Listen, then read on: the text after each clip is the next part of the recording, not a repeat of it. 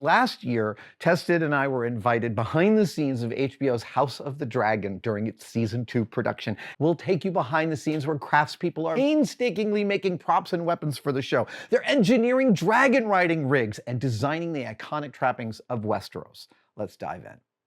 All right, Mike, I've heard that when one wants to ride a dragon, you're the guy to see. It seems like that. Yeah, this is your domain. It seems to be my world at the moment for the last 2 seasons, yes. And you've built some spectacular rigs for this. We have built some great rigs.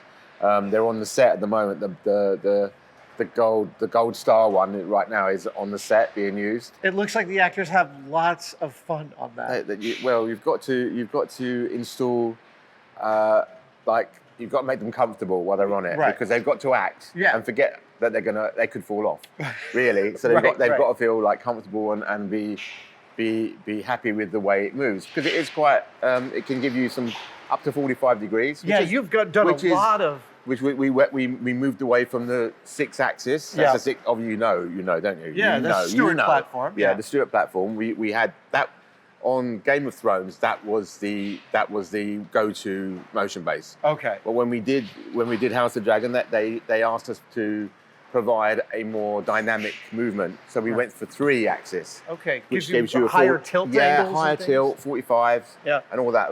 And they specified 45, although you'll never go to 45 because that's really a lot. That's a lot. That's scary. I wouldn't want to go to 45. And I want to talk about this because you guys are building this right now. But first I want to talk about this, which is the biggest puppetry Waldo I have ever seen in my life. I think it might be the biggest one that's ever been built. Well, they asked us how we could move the motion base to a hillside in Wales. Like way the hell away from everything. You can't, because too many motors, too much power. Everything. It's like, and it's wet. And it doesn't mix with electric actuators. It doesn't mix. So we built this, and can I move of course, this? yeah, absolutely. So as you move it, it moves there. So insane. I cannot believe. I mean, of course, I understand the mechanical advantages, and it's very simple, really. Yeah. When you move that ram moves as well. Right. In the opposite direction, but. It's a fully sealed system. There's no hydraulic motors in here at all. It's very simple. You do not need power for this. All you need is a person, basically. But you also you can impart such subtle motion. Yeah. Well, we're going to put this onto a Manitou and lift it up. So he's 18 foot in the air. Oh my gosh. And that's Matt is watching people like put their case while he's on a dragon. Right. So basically, they want the dragon to be breathing, and this is what this is going to do. Wow. Basically, so and we put him on it the other day, and he was great. I thought he wouldn't be, Yeah. I had in my mind, I thought he was going to be like, no, I'm not getting on that. You joking? Can I get on it? Yeah, of course. Will you toss me around a little bit? Yeah. Who's going to toss this gentleman around? You're going to toss him around? You toss him around on that? They wouldn't do this for everyone, So this is how we change the bucks out. So on top of this will be a saddle. Different dragon saddle. So we can do like Formula One quick styly changeovers. Unbelievable. Because there's a lot of saddles now. Yeah. There was 3 on the last one, but now there's a lot more. Oh, that's awesome. So you can swap them out on location. Put them in, swap them out. There you go. Don't slide off it though. I will not slide off of it. All right. Shall I we just go up? Down? You're good to go. That's it. And then we'll take him back. All right. How's your balance? You're good? My balance is good. Oh. Yeah, I think you could throw me all around. Oh, that is awesome. He's got it. Woo! When big things are moving under your feet, it always feels weird, even when you know why. It's a bit earthquakey. You should be used to that, LA. Oh, that is great. I mean, I imagine you could also even get to a real good relationship between the operator and the actor, giving them what they need. Yeah, you just need line of sight, and he's watching. And what we were trying to give is a fidgety dragon, because the dragon's getting bored as they're putting their case to Matt, and they're trying to make like, please don't burn us kind of thing. Right. The dragon's getting bored, and occasionally he just like does this one, and he's like brings it back. You know, like like an errant horse, really. Right. Just brings it back in, and then he'll look down at them and all that kind of stuff. So then the operator also has to kind of think like each of the dragons that he's portraying. Pretty much, yeah. And he's like looking at them and seeing where you would be in that conversation, you know, and they're getting a little bit, and then he'd be looking that side, then he's looking that side, and it's cool. I am so happy right now. This is fabulous. I love the idea of a modular Waldo that weighs several tons. Yeah. Amazing. Well, it had to be totally powerless. Right. Because in the middle of Wales, in the middle of the night, up in the hill, you're not going to get it. You're not going to get power. Right. And that's what we had to make it totally powerless. Amazing. So, how cool is this? Okay, now I want to talk about the Stewart platform. Okay, well that's step off. Ooh. Thank you so much, guys. That was awesome. So this is just a basic 6-axis, and the reason I built it, this is actually mine. This is what? This is actually my own personal one. Oh, it is. We did. Yeah. We built the flying carpet for Aladdin. Yeah. And I've got 30 of these. Now, these are electric. They're electric, yeah. I had no idea electric linear actuators could move fast enough for one of these. The 3-axis is exactly the same. I did not realize. We went there because then you don't have to mess around with all those hydraulic pumps, hydraulic tubes, and all that. And it's quiet. It's quiet, and you lose all that complexity. And it's fantastic. I love it. I think it's fantastic. It's a little bit more expensive, but I would imagine, but so much nicer. And so we've got 30 of these babies hanging around, and I just thought, wow, I've got to use them in some way. You could put a half a ton on this. Yeah. So I'm hoping that when it's finished, we could put like it could be like that, where he's just sitting on there, just one person. So you could put the manual rig on top. You could put a manual rig on it, and also I want to put this on maybe on a track, so we can run it along a track or something, so you can actually move them around. Because it's a real, even though it looks heavy, it's actually pretty light for its size. It's pretty light for what it is. Yeah. And also for how much it can handle. Yeah, it's very dynamic, and it's obviously not as dynamic as a three-axis, but it's pretty good. So this is part of what you bring to the job, is that while you're still building all these other things for production, you're also still exploring what could be useful later. I put it in here because I want a director to notice it and say, what's that? Oh, how could we, does that, we could use that. And I'm like, it's yours if you want it, it's there. You know, if you're trying to, it's almost like you're in a supermarket. Yeah. Really. Speaking of being in a supermarket, because I can't stop looking around, is this an effects rig, or is this just a camera rig?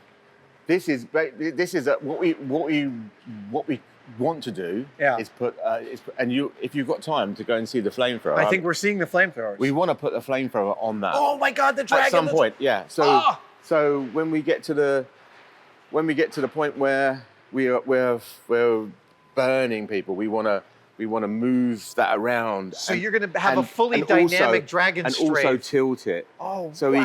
he can do that. He can do that stuff because it's too linear. Yeah. You know. Yeah. Dragonfly is too linear, for me anyway. I haven't been thinking it's too linear, but when I think about getting a shot of a full strafe, that's going to be incredible. Yeah, it'd be so good. And we can put this. Put this up higher. Or on a bit of track like this one, because this one was built, this was built purely and simply for chest height. Okay. And it doesn't do anything except it wobbles. Right. But also it's got this linear track. I don't know if it's fully locked off, is it? Oh, yeah, it's locked off. The linear track, where you can actually move it from side to side as well. So if we put that on the same thing, and you've got the sweeping movement plus the sideway as well, it gives a whole new dimension to the fire. It's, you know, the cursory coverage of effects like this is always like the actors are sitting on a fiberglass dragon, and everyone just thinks that they're like on a hobby horse. And they don't realize that there's tens of thousands of pounds of stuff underneath. It slightly annoys me that with these shows, I had another company phone me a couple of days ago, and they're like, "Oh, I know you're only doing a few flames and a bit of steam and some atmos," and I'm thinking that's really And immediately I didn't want to do it. I mean, like, you're just insulting me because why are you insulting me? Because this is really hard. Yeah. You know, it's really hard. That's really thrilling rigs, man. It's very cool. I'm glad you liked it. I'm glad you liked that one. That one's my thought that would all-time really favorite. bore No, you. I want to make one of those. That is really, really lovely. I don't think the object behind us needs any introduction, but this is Damon, who built the object behind us. Dude, what does it take to build a dragon saddle? Well, we first take some concept art, and then we have prop makers, other leather workers, and then basically it's coming up with the idea of the 3D image and then making it flat, and then making it 3D again. So it's basically how everything's all swerving and swooping. So what we did basically over here, we sort of came with the idea of how this was going to fit on with all the foam. Of how it would flow. And got the shape of it, and then we added all the pieces from the concept artwork and tried to mold them into it. Now, underneath this is an actual structural and safety element that you're working around. That's the fiberglass buck the actor rides on. So you've got a fiberglass buck, which he actually rides on, and all of the saddles fit onto different bucks. Right. So the new ones for this season all fit onto this buck. Yeah. And then we sort of mold them onto it. Is this a slightly different kind of buck? Different side for the last ones. The last ones, the knees sort of went into the floor. This one's a little bit more up, more proud, but spread out as well. And also, I mean, these things have to attach to this with safety parameters so that they don't fall off while they're... So this gets bolted all the way to the platform. We've got a hole inside where basically cables go through, attach the actor, and they're about 30 foot up on the actual rig, which I'm sure you'll see. The actors look like they're having a lot of fun. Yeah, no, it looks quite good. It's like we've been there to set everything up, and yeah, there's moments. Okay, so this really looks like a couple of 100 years old. It looks like an old Ostringer's glove, right? Yes. Like a hawk's glove. So, what does it take to get this kind of look? well, we literally thought, the prop makers and we literally had a few hours to basically take it right down to basically being this. It's meant to look 30 to 40 years old. Amazing. Yeah, so that was the brief we got. So it all started very bright and very light, and we just went through things like leather dyes and waxes, cut all these pieces along here. When you throw a bunch of folks at this, do you count on each of their different weathering techniques to kind of overlap and create? Yes, so Charlie is a prop maker which works for us here. Yeah. He basically done like the finer sort of things as one aspect. Then we threw with hers because these were all new and we had a bit of a time crunch for going on sets. Right, So threw them over at Fraser, the other leather worker who works with us, and he power file and lots of oils and everything. And he's done this before, so it's like, so all of us taking different elements to get it to that level. And this is leather. It feels really lightweight. Yeah, so you've got basically about 1.5 mil leather stretched. Oh, So look at that, of course. And this keeps your weight down. Yeah, so this keeps the weight down. This is vegetable tan, so you've got thicker leathers coming up there, so you want some rigidity to keep the shape. And this is vegetable tan leather, which has been gold leafed by the paint department. Amazing. Aged down, and you're laser cutting the leather. Yeah. I love that. I love how there's ideas, and it's just like, how long have you got to do a project? Right. And obviously, sometimes, so we now outsource the laser cutting because we cut so much leather in 1 week. That doesn't work. I'll bet. This looks incredible. This is just gorgeous. It looks really filthy and like boots. Yes, it looks like it's been lived in. But yeah, this is getting foam padding for the rider, a bit more comfortable, but all taken from the concept art and just merged into it. So the leather department has your own model maker? Yeah, we have our own model maker which works with us. Because it's not you're not just surfacing this. You're doing all sorts of engineering within this piece. So this piece, I came up with the idea of how we're going to do it, and then gave the foam to Charlie, who's a model maker in this. Yeah. And he sort of started carving this, and then together we came up with the idea. I was like, well, just cut some larger slashes to tuck the leather in. Fraser done all the leather cutting. We had other people getting the lasering done. Paint department, this is all gold leafed. And is there a moment when you're like, you can tell you've got it on the run? There's a moment when the deadlines are approaching and you've got all the bits and you just want to see how it all works and it starts coming together. And at that moment you're just like, is this going to work? Or is my idea not quite right yet? I love all the mix of textures all over here. It speaks to a real age. And it feels quite lived in. Yeah, I think that's sort of like the idea. It's like I said, it's meant to be old. I love these tubular braids of Yeah, leather. yeah. That's amazing. I did some whip making back in the day. Yeah, that's a lot of fun. God, it looks great. To be honest, we actually done a cheat job on this one because this was like, it went on set and they're like, we need another handle. So basically got some flat braid, rope in the middle, lashed it together. Because it was literally filming needed something else, so quickly done that. I love that.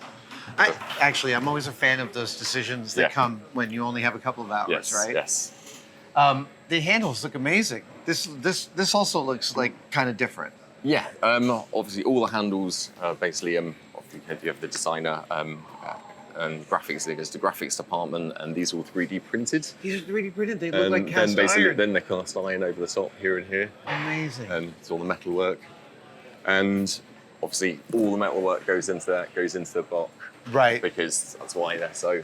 Yeah, because they have to actually hang off that sometimes. Literally. Yeah. So it's like lots of different aspects in this department that basically got together. So everything from metal workers to prop makers to molders, just to make one piece. Yeah. And yeah.